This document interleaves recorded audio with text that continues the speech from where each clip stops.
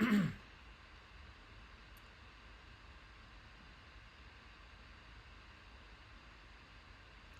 morning, everybody. This is a live extreme weather briefing with a lot to talk about today, including the tornado threat that has been expanded north almost to the New York City area. There you can see the latest from the Storm Prediction Center.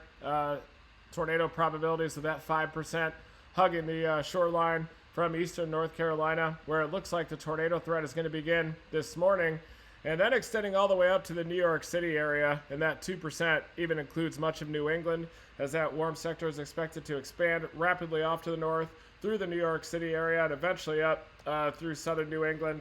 And there is going to be basically a convective line that's going to surge through this area. I do think the tornado threat has already begun here across eastern North Carolina, where there is some surface-based instability, and that instability axis starting to bleed onshore there, especially in the North Carolina Outer Banks. Then the threat shifts to southeastern Virginia and the Delmarva Peninsula, and then eventually southern New Jersey, and then that convective line marches all the way through the New York City area, eventually into southern New England by this evening. And I woke up early this morning. I was going to head out at 3 in the morning to intercept this in coastal North Carolina near the Nags Head area. But then next thing I know, I woke up at sunrise. So my plan today is to focus on the winter storm, which is going to slam the spine of the southern Appalachians between Tennessee and North Carolina. My plan is to ride into the heart of Smoky Mountain National Park with my mountain bike. I know the roads are closed in and out of there. But I'm definitely hoping to go on foot or by mountain bike into the national park to experience some of those snowfall totals, which could be close to a foot there in the highest ridges up above about 2,500 feet. Looks like Gatlinburg could easily get 1 to 2 inches of snow as well, down near about 2,500 feet.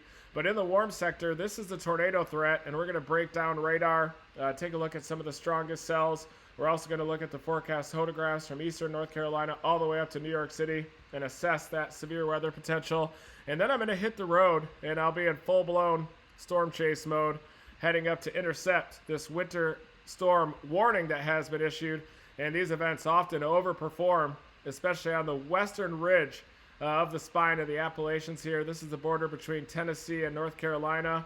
Here you can see the Asheville area just to the east of that winter storm warning.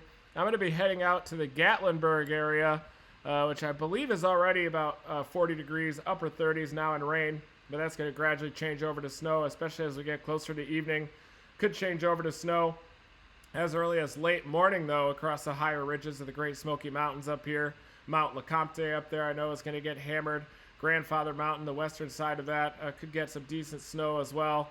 All of these higher ridges, but the Smoky Mountain National Park is going to be a thing of beauty on Tuesday into early Wednesday, seeing that snow cover. But the road into the Smoky Mountains is definitely closed, so I'm going to have to go by bike, maybe on foot, to cover those highest snowfall totals up there. But this is the winter storm warning. This is the Radar Omega app visualizing these winter weather alerts.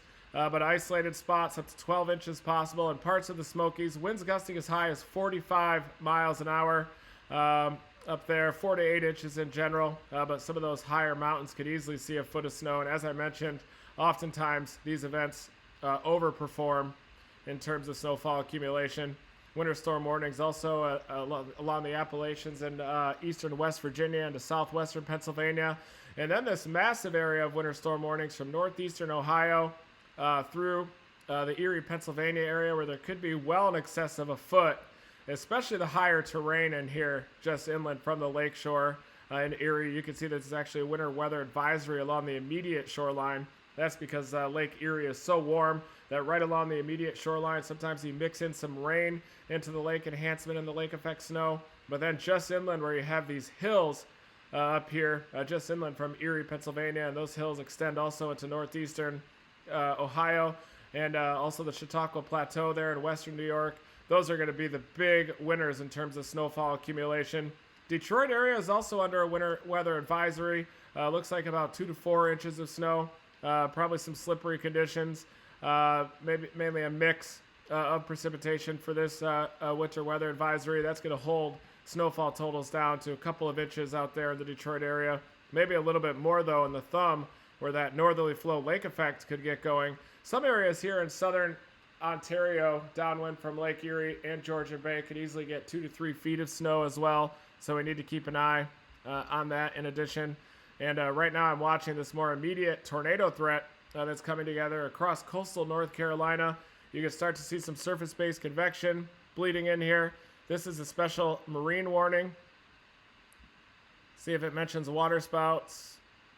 Severe thunderstorm capable of producing water spouts already in the vicinity of Davis, 8 miles to the west of Drum Inlet. So that tornado threat is already beginning. It's beginning as water spouts out here, though. This is well to the east of New Bern, just to the southwest of Ocracoke Island here. Let's see if we can see any areas of rotation or any ongoing spouts that might be happening already along coastal North Carolina. Not a lot in terms of tight rotation. It's possible there could be a little spout out there to the between Goodwin Hills and Portsmouth in North Carolina.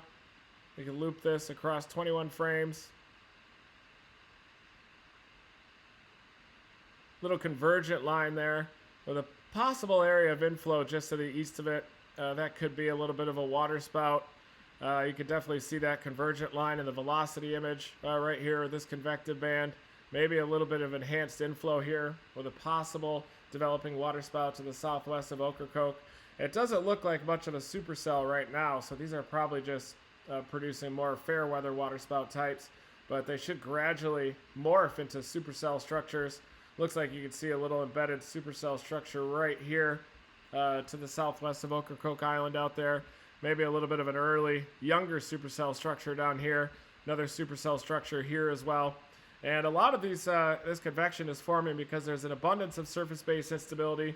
The low-level jet is ramping up. There's some convergence as well along the immediate coastline here as that ramping up low-level jet out of the south and the southwest converges on the coastline here. And with that surface-based instability and a lot of vorticity advection aloft, it doesn't take much convergence at the low levels to generate these supercell storms. And it's going to be a very stormy day across eastern North Carolina. My plan was to head up toward Kitty Hawk or the Nags Head area to chase this event. I would have been in position to intercept this cell coming up from the southwest. I saw that it was going to pass over the northern North Carolina Outer Banks at around 11 a.m. Eastern time. This thing has already gotten going down here well to the east of New Bern. But this area, cluster of supercells here, this is going to be the first mode of this severe weather event as these lift off to the northeast across the North Carolina Outer Banks. Definitely more of a shore hugger event here, and then eventually this severe weather threat is going to spread across southeastern Virginia, Delmarva Peninsula as well. And I'm about to hit the road to intercept this winter storm warning that's over the spine of the southern Appalachians. Winds gusting up to 50 miles an hour, up to a foot of snow up there at Great Smoky Mountain National Park. But right now I'm monitoring this tornado threat across eastern North Carolina. I know several chasers are going to be targeting southeastern Virginia, maybe up toward the Delmarva Peninsula, even up toward the mid-Atlantic. But it looks like most of the rotation here in the sound, just inland from the Outer Banks, not a lot of rotation with this storm, but we do have that special marine warning in effect for eastern North Carolina there. Here is a snow map from the National Weather Service, Morristown, Tennessee. And this is what I'm targeting here. These snowfall accumulations in excess of 10 inches up near a foot up there near Mount LeConte. That's in Great Smoky Mountain National Park up there. I know the local E. Fisher is out here near Rowan Mountain. He's going to be targeting a gap there just to the west of Rowan Mountain that's really going to get hammered as well. Winds probably funneling through that gap, making even more extreme conditions out here. And some of the higher accumulations even extend all the way down to really close to the Georgia border with those southern Appalachians.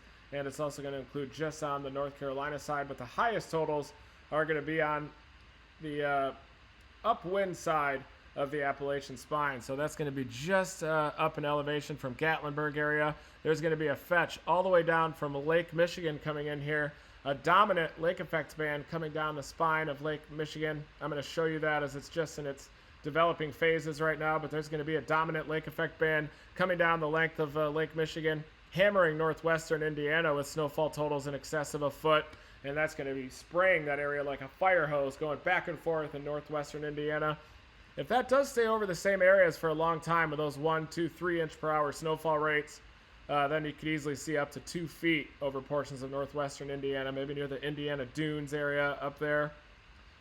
But that Lake Michigan fetch is going to go all the way down to the Appalachians, where that southern spine is going to squeeze out the rest of that moisture, and it's going to fall in terms of snow squalls. Winds gusting up to 50 miles an hour up there in Great Smoky National Forest. I'm going to be in the Gatlinburg area. I'm going to attack the Great Smoky Mountains from Gatlinburg by mountain bike. And all of this is because of this crazy upper level system of phasing, textbook phasing of the southern stream, closed low, and also the northern branch. So a lot of the meteorologists have their colored pencil sets out. Just a heroic effort to break out the colored pencils and really try to take a deeper dive into the synoptics. But here you can see the phasing of these two systems. This is what's left over of that southern stream system that brought the severe weather and even some tornado warnings along the north central Gulf Coast there. Some of those supercells came ashore in the western Florida panhandle, passing just to the west of Pensacola. Looked like there was a likely tornado there in the western Florida peninsula.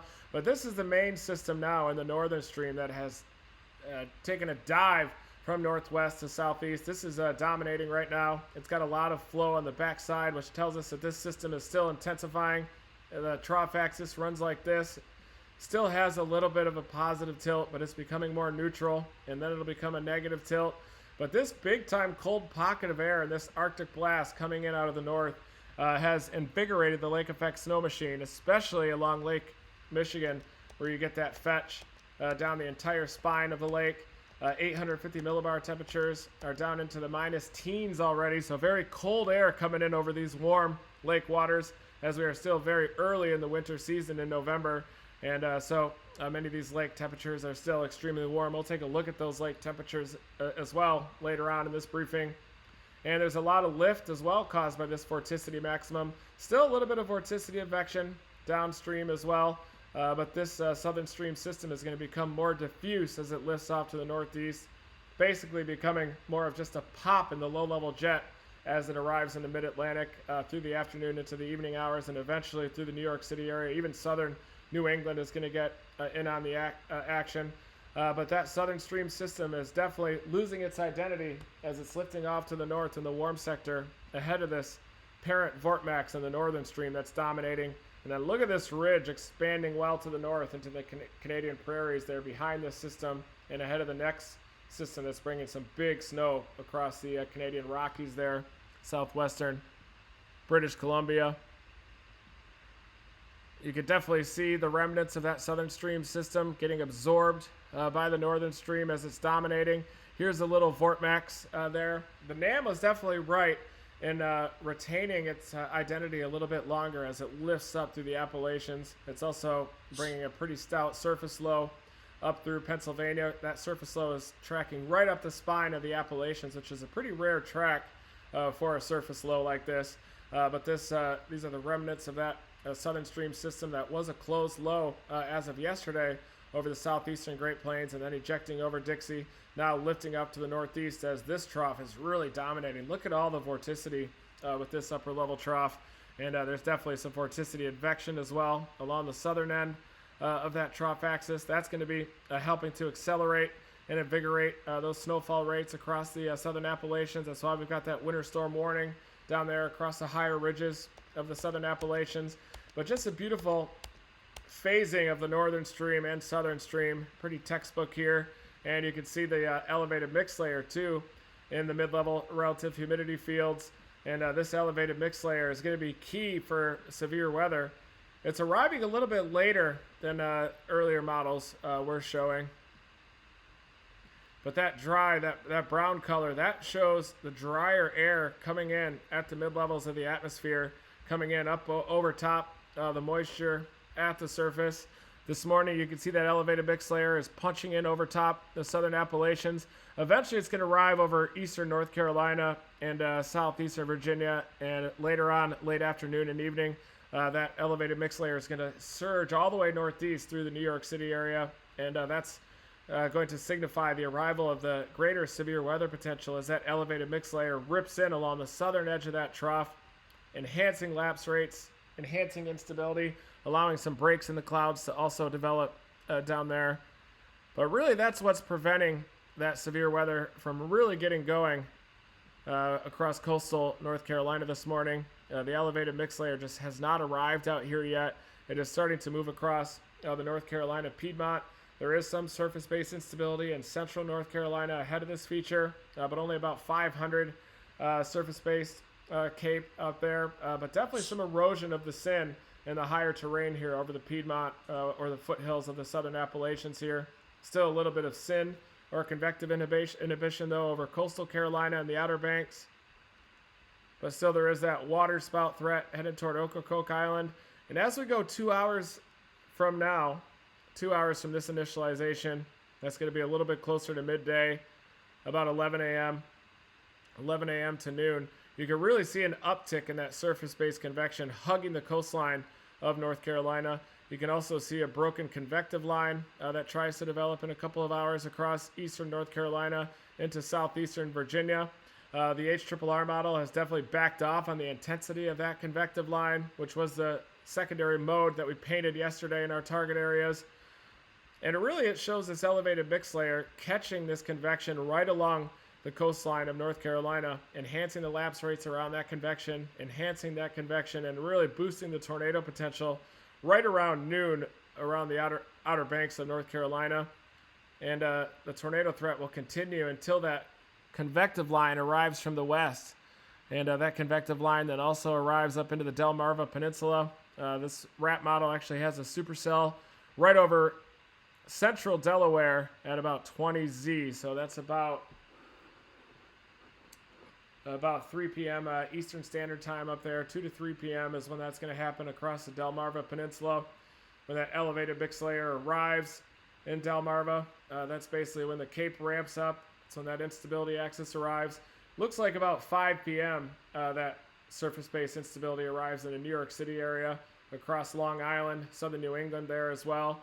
And even by 20 Z, by 2 or 3 p.m., there's still an instability axis that's hugging the coastal Carolina into southeastern Virginia area there. Nags Head, Kitty Hawk, up toward Virginia Beach. And then the arrival of that broken line of supercells, or mainly a fast-moving QLCS pattern, arrives in eastern North Carolina as the shear begins to eject up toward Delaware and the mid-Atlantic. So right now, there's already 200 to 300 storm relative felicities across eastern North Carolina, even into southeastern Virginia. That shows you that if there is surface-based convection out here, it certainly could develop tornado potential, definitely some water spout potential as well. Right now, though, the convection there just to the southwest of Ocracoke Island looks to be non-supercellular in nature. There was a couple little inflow pops, maybe as it's been interacting with the terrain out there. A little bit of a convergent boundary that those water spouts could form along, but not much in the way of supercells yet. And watch this shear eject northeast across the mid-Atlantic, arriving by about midday to 1 across southeastern Virginia, the southern tip of the Delmarva there in Maryland, and eventually arriving up toward Delaware as well by 2 to 3 p.m. By early to mid-afternoon. It takes over the Delmarva Peninsula, even arriving into southern New Jersey there by 18 to 20 Z. It's about 1 to 3 p.m. Standard Time. And look at that wind shear explode over central and southern New Jersey right there. You can definitely see that happening up into this region. Central southern New Jersey. Eventually, that warm front arrives at New York City as well by about 5, 6 p.m. By that time, the convection's probably going to be on a downtrend, probably one of those fast-moving skinny squall lines or QLCS patterns ripping through New York City by that time. But still, you can see down here, surface-based convection, some supercell storms across the Delmarva Peninsula. And that's probably where I would target. If I could target anywhere, it would probably be the Delmarva Peninsula by about 2 to 3 p.m., just before sunset. More favorable photographs up there. A low-level jet in excess of 60 knots being analyzed by the RAP model here. So now let's look at some photographs and see what the latest HRRR model does with the convective evolution of this QLCS pattern.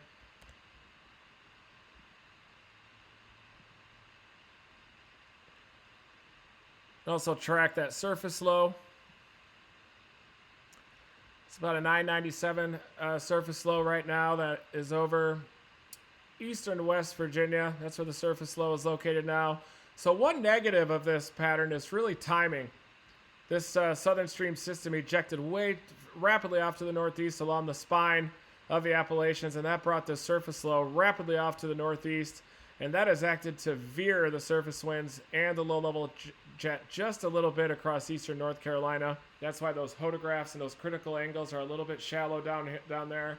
But further to the northeast across the Delmarva Peninsula and southeastern Virginia, there definitely is a chance that the low-level jet and the surface winds could be backed just a bit more to result in a more favorable severe weather situation as the surface low slows down a bit, sliding into southwestern Pennsylvania around the noon hour. Here you can see that broken line of convection.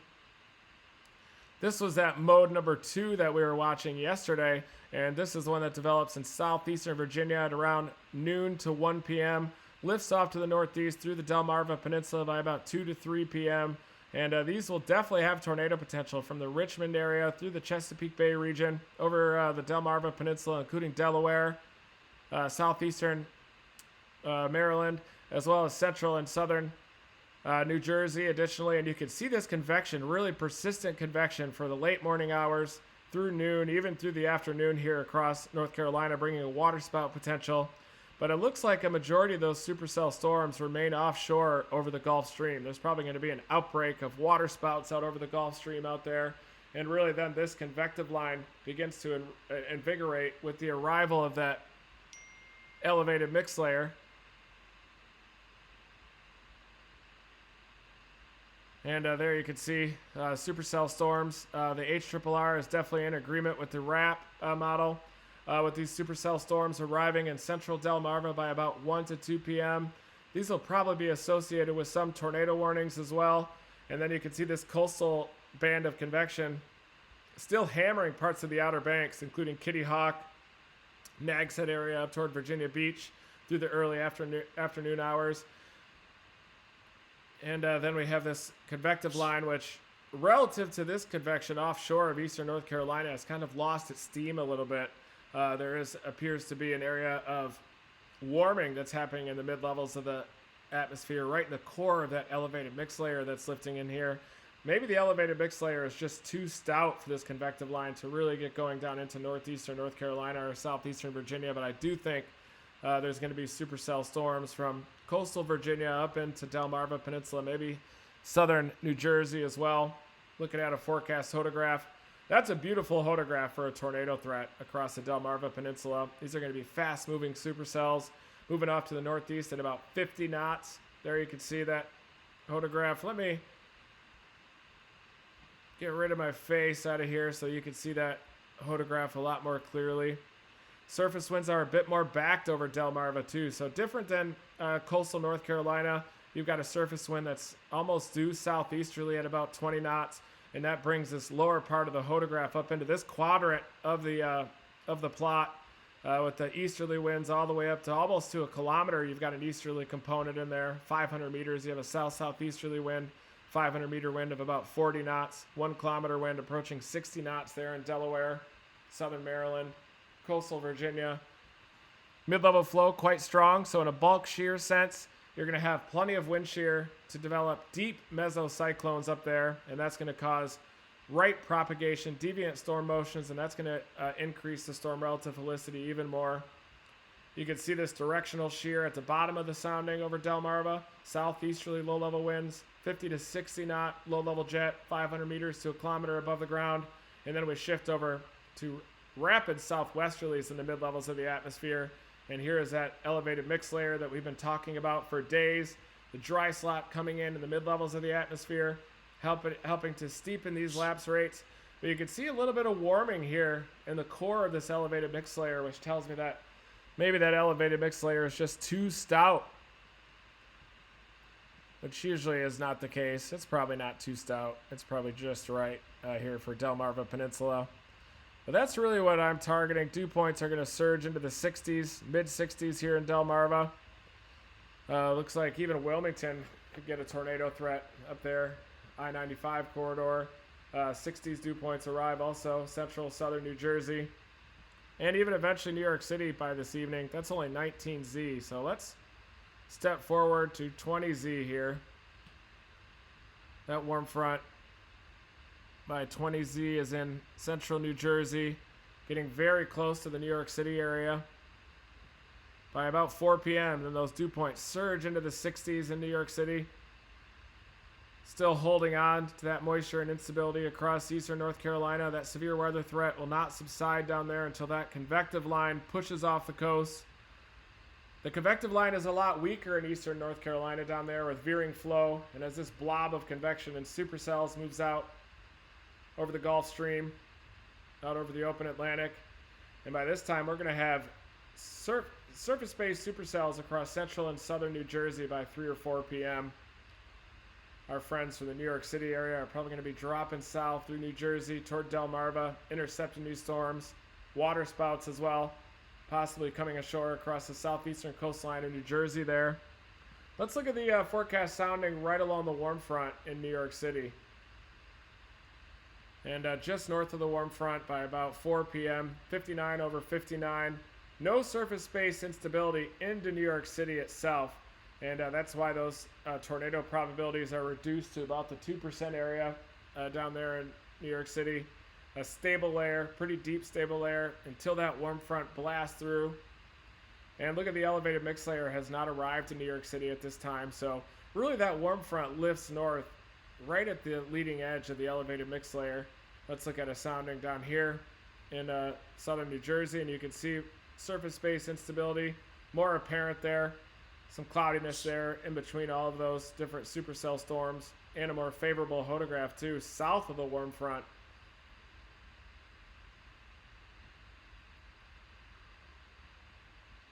And look at this dominant lake effect band that the HRRR is picking up on this afternoon, all the way down the spine of Lake Michigan, hammering the southwestern corner of Berrien County there in southwestern Michigan. South Bend is going to get into the core of this lake effect band. Whiteout conditions, thunder snow expected within the core of that band. And we could track this band all the way through the Indianapolis area, down through eastern Kentucky, and eventually arriving here in the southern Appalachians. And someone's going to get hammered by this band as it squeezes out the remainder of its moisture. That's why you've got this winter storm warning down here in the southern Appalachians. I'm going to be covering the snow into the Smokies from the Gatlinburg area into Smoky Mountain National Park. But just a beautiful band, lake effect band coming together. By this time, we could look at the 850 temperatures up over Lake Michigan. 850 temperatures plummeting into the minus teens. And with lake temperatures near about 50 degrees.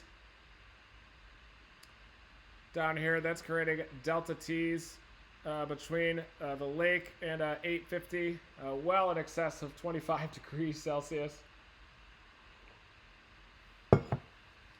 And that's why this dominant band gets going right over the core of Lake Michigan. Pretty unidirectional flow. Not a lot of wind shear out here either. We can look at a sounding from the HRRR and look at all these northerly winds that are roughly out of the same direction in the low levels. That front going all the way up, that Arctic air mass all the way up to the mid-levels of the troposphere. You can see the moderated surface temperatures and these really steep lapse rates right near the lake temperature. As that surface temperature right near the lake warms even well above freezing with those lake temperatures.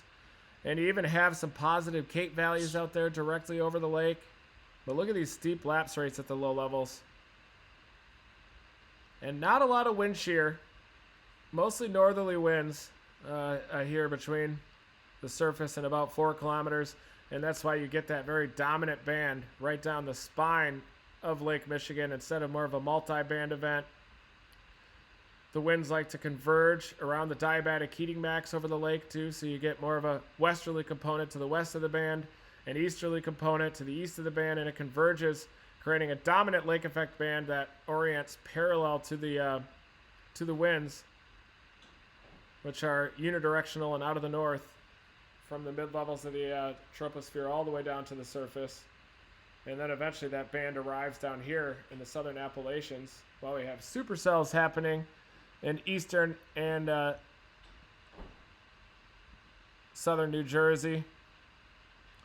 Here you can see that low-level jet.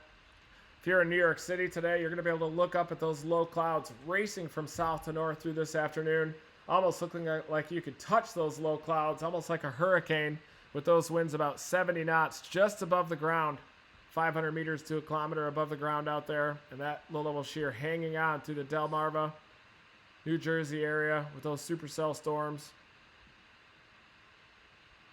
Closer to midday, though, you can see the core of that low-level jet. The strongest portion of that low-level jet starts to move over Delmarva Peninsula and eventually arrives in New Jersey.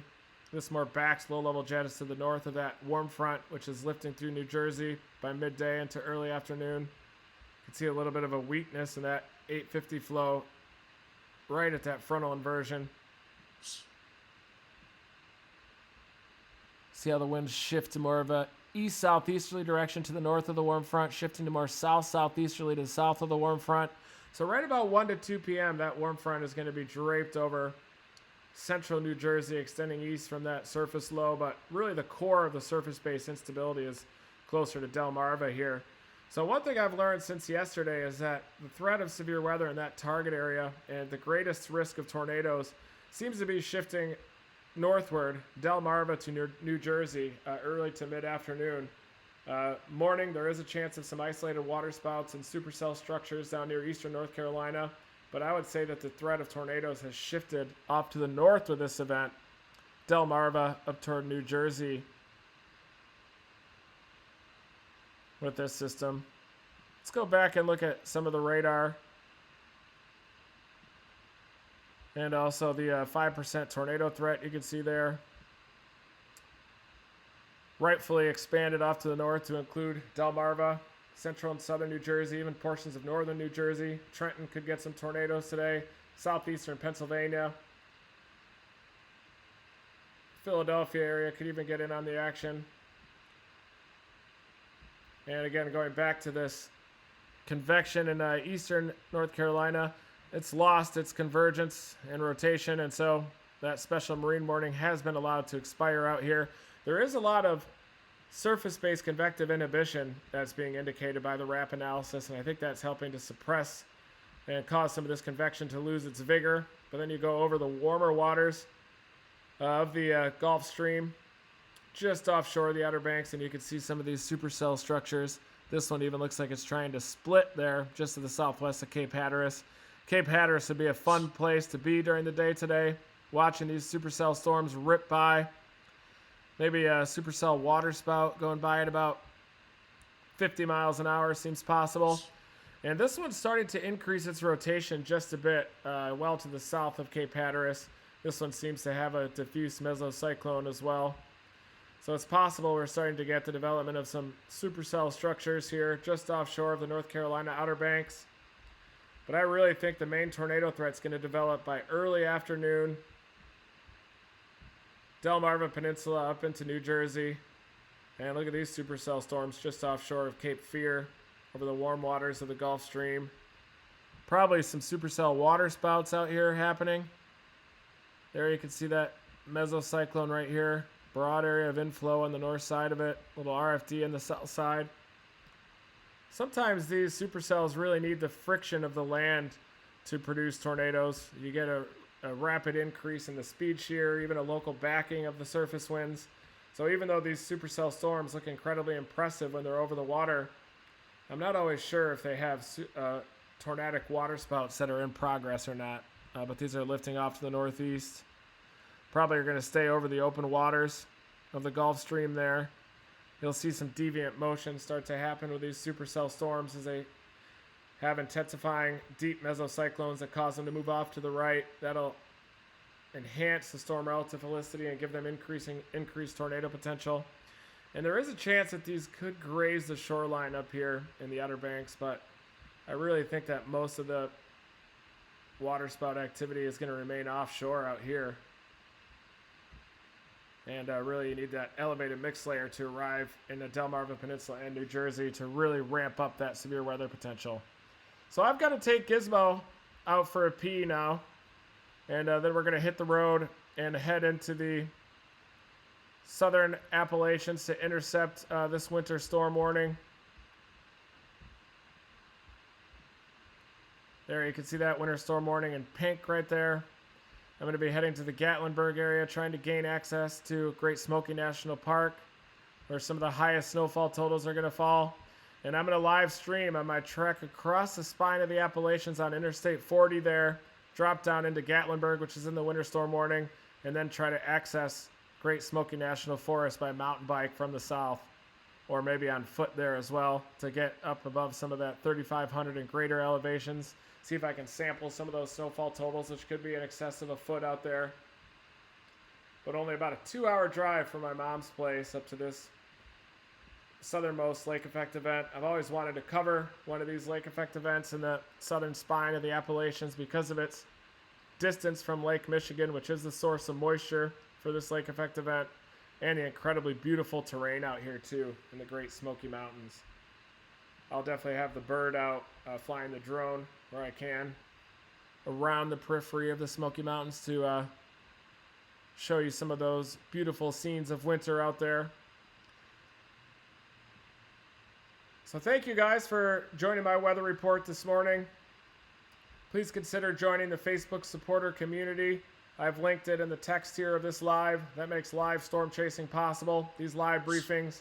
I'm going to be pivoting to educational content here too while I'm at my mom's place during this winter for Facebook supporters, as well as YouTube memberships. So thank you guys for joining me for a weather report this morning. I hope you have a great Monday, and I'll be going live here as we get a little bit closer to the early afternoon hours on approach to the Great Smoky Mountains to cover this winter storm in the southern Appalachians. Never stop chasing.